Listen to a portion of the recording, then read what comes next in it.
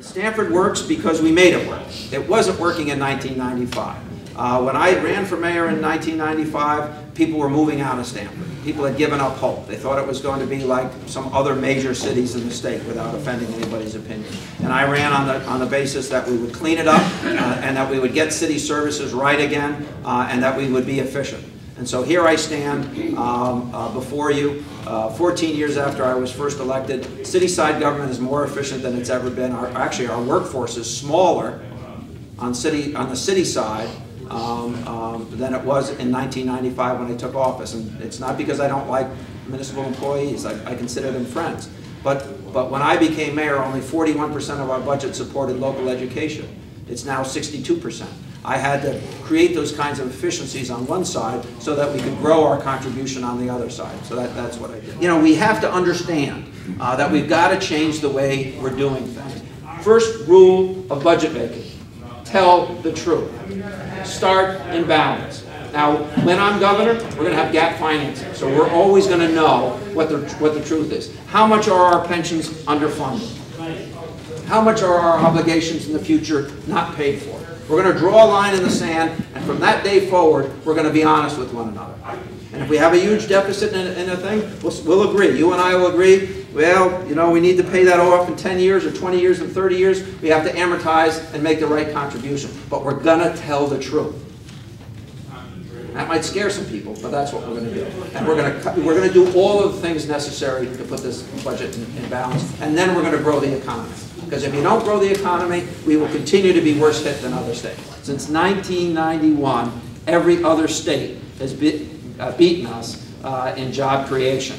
That has profound impact on where we are as a state right now. You know, you have the fights on budget issues here, and we see that play itself out all over the place. Or we see the legislature debating on how much are they going to raise taxes from a year-to-year basis. That is compounded or made worse by the fact that there is no growth in our economy to speak of in Connecticut. If you're not creating jobs, even if you created way back when an income tax, if you're not creating new incomes, then really what you're talking about is rearranging the deck chairs on the Titanic. And that's what we've been doing in this state, because there is no growth in this state. You know, we disperse, right? We you know, Hartford, you know, as opposed to my city, you know, which grew in population, Hartford, you know, dissipated its population. They moved out, and you saw that happen place after place. We're very dispersed, but to a large extent, the jobs are still in the same places. Linking people to jobs makes all the sense in the world, and that's one of the things we've got to be engaged in.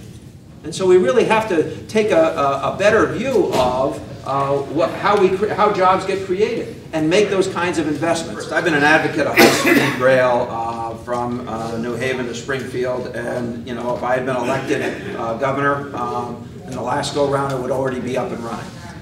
Period. Imagine a light rail or trolley system going from Farmington to, or actually from here to Farmington, through West Hartford, into Hartford, across a bridge into East Hartford, and eventually linking stores, our #1 research state research institute. Imagine if we had a different idea about transportation in the state that wasn't as dependent on roads as our current system. They're being installed in other parts of this country. They attract a higher rate of ridership.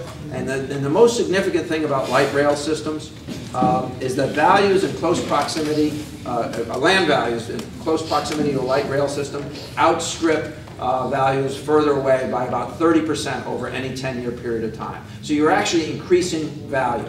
And then, of course, the big thing in the state is moving people to jobs. We've not made the kinds of investments to allow people to follow public investments with private investments. That's why we lose. But if we build that system and we connect it with other light rail systems, it's a much more robust way for us to grow this economy. We're going to change this state. We're going to change it.